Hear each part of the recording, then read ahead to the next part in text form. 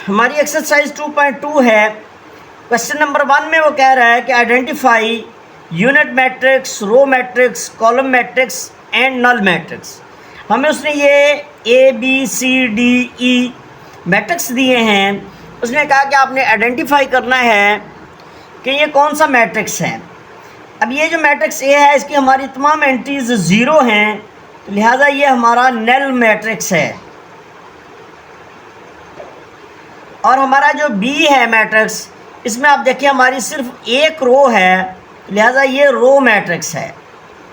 और सी में आप देखिए हमारा सिर्फ 1 कॉलम है, तो लिहाजा ये हमारा कॉलम मैट्रिक्स होगा। और डी में आप देखें तो हमारी ये एंट्रीज जो हैं ये डायगोनल एंट्रीज हैं, तो ये नॉन ज़ीरो हैं और ये हैं भी 1। तो डायगोनल एंट्रीज अगर 1 हों तो वो हमारा आइडेंटिटी मैट्रिक्स बन जाता है, या इसको हम वैसे स्क्वायर मैट्रिक्स भी कहते हैं। तो ये हमारा आइडेंटिटी मैट्रिक्स है।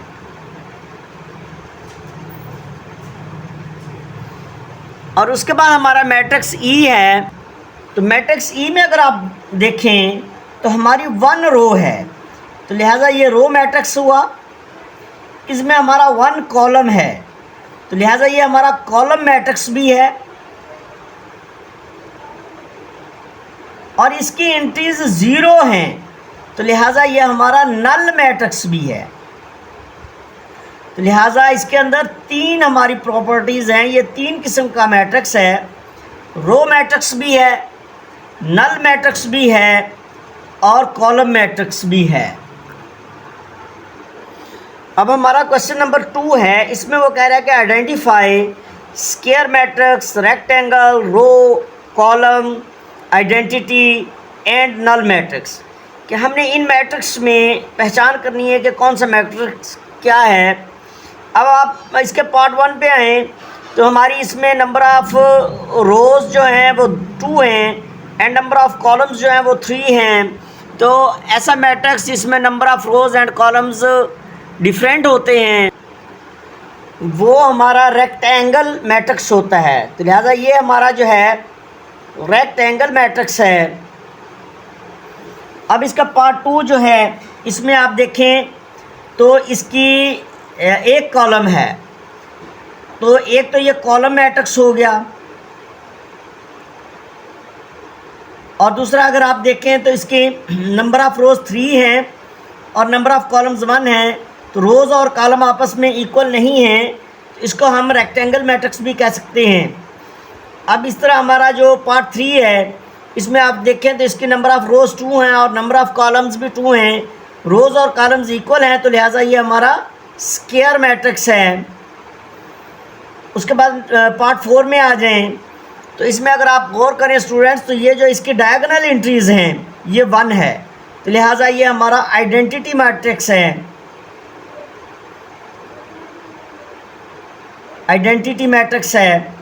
अब हमारा पार्ट 5 आप देखें, इसमें हमारी नंबर ऑफ़ रोज़ 3 हैं, नंबर ऑफ़ कॉलम्स 2 हैं, तो रोज़ और कॉलम्स इक्वल नहीं हैं, तो लिहाजा ये हमारा रेक्टेंगल है। उसके बाद इसके हम पार्ट 6 की तरफ आएँ, इसमें आप देखें तो इसके 1 रो है, तो लिहाजा ये हमारा रो मैट्रिक्स होगा। 1 कॉलम वाला कॉलम मैट्रिक्स है और 1 रो वाला रो मैट्रिक्स है। अब आप आ जाएँ पार्ट 7 की तरफ, तो इसमें आप देखें तो 1 कॉलम है, तो लिहाजा ये हमारा कॉलम मैट्रिक्स है। पार्ट 8 में आप देखें इसकी नंबर ऑफ़ रोज़ 3 हैं और नंबर ऑफ़ कॉलम्स भी 3 हैं, तो लिहाजा ये हमारा स्क्वायर मैट्रिक्स है। और आखिरी पार्ट जो है हमारा, उसमें आप देखें तो इसकी तमाम एंट्रीज ज़ीरो हैं, तो लिहाजा जिसकी तमाम एंट्रीज ज़ीरो हों तो वो हमारा नल मैट्रिक्स होता है। अब हमारा क्वेश्चन नंबर 3 है। इसमें उसने हमें मैट्रिक्स दिए हैं और कह रहा है कि identify diagonal scalar unit matrix. तो इसमें हमने इनको अलग-अलग लिखना है। अब मैट्रिक्स ए में आप देखें तो ये जो हमारी डायगोनल एंट्रीज़ हैं ये दोनों नॉन ज़ीरो हैं और सेम हैं। अब ये डायगोनल एंट्रीज अगर एक भी नॉन ज़ीरो हो तो ये हमारा डायगोनल मैट्रिक्स होता है। तो सबसे पहले तो ये है कि ये हमारा डायगोनल है। डायगोनल के बाद ये दोनों एंट्रीज एक जैसी हैं तो ये हमारा स्केलर मैट्रिक्स भी है। तो लिहाजा इसके अंदर दो प्रॉपर्टीज़ हैं इसकी, एक तो ये डायगोनल मैट्रिक्स है और दूसरा ये स्केलर मैट्रिक्स है। अब बी में आप आ जाएं तो ये हमारी डायगोनल एंट्रीज जो हैं ये दोनों नॉन ज़ीरो हैं, लिहाजा ये हमारा सिर्फ डायगोनल है। ये डायगोनल मैट्रिक्स है। सी में आ जाएं तो हमारी डायगोनल एंट्रीज जो हैं ये नॉन ज़ीरो हैं और हैं भी एक जैसी, और एक जैसी के बाद ये वन है यानी इक्वल टू वन है। तो लिहाजा ये हमारा, इसको हम यूनिट मैट्रिक्स भी कहेंगे या इसको हम आइडेंटिटी मैट्रिक्स भी कहते हैं। तो यूनिट मैट्रिक्स के दो नाम हुए, आइडेंटिटी मैट्रिक्स भी है और यूनिट मैट्रिक्स भी है। उसके बाद हमारा डी है। डी में आप देखें तो हमारी जो डायगोनल एंट्रीज हैं एक एंट्री सिर्फ नॉन ज़ीरो है, लिहाजा ये हमारा डायगोनल मैट्रिक्स हुआ। उसके बाद हमारा लास्ट पार्ट ई है। ई को पहले आप सॉल्व करें। 5 में से 3 गया तो 2 0 0 1 + 1 2। अब आप देखें तो हमारी जो डायगोनल एंट्रीज हैं ये दोनों एक जैसी हैं। अगर हमारी डायगोनल एंट्रीज एक जैसी हों तो वो हमारा स्केलर मैट्रिक्स होता है।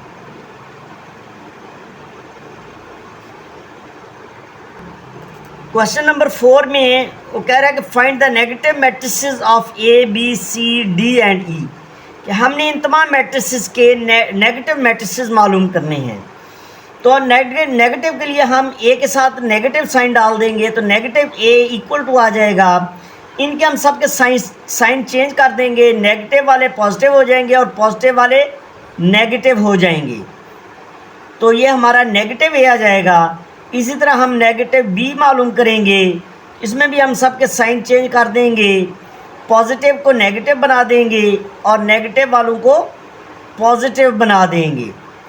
तो इस तरह नेगेटिव सी आ जाएगा हमारा। नेगेटिव जितने भी हैं वो पॉजिटिव हो गए और जो पॉजिटिव थे वो नेगेटिव हो गए। इस तरह नेगेटिव डी है, 3 पॉजिटिव हो जाएगा, 2 नेगेटिव, 4 पॉजिटिव और 5 भी नेगेटिव हो जाएगा। इसी तरह हमारा जो है पार्ट ई है, उसमें नेगेटिव ई हमारा इक्वल हो जाएगा -1 + 5, -2 एंड -3। इस तरह हम किसी भी मैट्रिक्स का जो है उनके साइन चेंज करके एंट्रीज़ का साइन चेंज करेंगे तो वो हमारा नेगेटिव मैट्रिक्स बन जाएगा। अब क्वेश्चन नंबर 5 में फाइंड द ट्रांसपोज, ये हमें कुछ मैट्रिक्स दिए गए हैं, इनका हमने ट्रांसपोज मालूम करना है। तो अब हमने ट्रांसपोज के लिए जो रोज़ होती हैं उनको कॉलम बनाना होता है और जो कॉलम होते हैं उनको हमने रोज़ बनाना होता है। ए का ट्रांसपोज, अब ये हमारा कॉलम है, इसको हम रो बना देंगे तो ये हमारा ट्रांसपोज बन जाएगा। अब बी हमारी जो है ये रो है, इसको हम कॉलम बना देंगे तो ये हमारा ट्रांसपोज हो जाएगा। और सी जो है तो इसमें अब ये 1 2 हमारी रो है, इसको हम कॉलम बना देंगे। 2 - 1 हमारी रो है, इसको हम कॉलम बना देंगे। 3 0 रो है तो इसको भी हम कॉलम बना देंगे। तो ये हमारा सी का ट्रांसपोज आ जाएगा। तो अब डी का ट्रांसपोज जो है इसकी भी हम रोज़ को कॉलम बना देंगे। 2 3 0 5। उसके बाद हमारा है ई और एफ़, तो ई का ट्रांसपोज आ जाएगा हमारा 2 3 और -4 5, तो ये ई का ट्रांसपोज बन गया। और एफ़ का ट्रांसपोज जो है वो हमारा बन जाएगा 1 3 2 और 4। तो ये हमारा क्वेश्चन हल हो गया है। हमारा क्वेश्चन नंबर 6 है, उसमें हमने ये प्रूव करना है कि ए के ट्रांसपोज का ट्रांसपोज ए के बराबर आ जाएगा, बी के ट्रांसपोज का ट्रांसपोज जो है वो बी के बराबर आ जाएगा। अब ये हमारा ए है तो हम ए का ट्रांसपोज लेंगे तो ये जो रोज़ हैं ये कॉलम बन जाएंगी। इसी तरह बी का ट्रांसपोज, इसकी रोज़ जो हैं वो कॉलम बन जाएंगी। अब फिर हम ए के ट्रांसपोज का ट्रांसपोज जब लेंगे तो फिर हम रो को कॉलम बना देंगे और इसी तरह बी के ट्रांसपोज का ट्रांसपोज जो है इसमें फिर हम रो को कॉलम बना देंगे। अब आप देखें तो ये 1 2 0 1 1 2 0 1, तो लिहाजा हमारा ए के ट्रांसपोज का ट्रांसपोज जो है वो ए आ चुका है और बी के ट्रांसपोज का ट्रांसपोज जो है वो बी आ चुका है। तो ये हमारा क्वेश्चन हल हो गया है।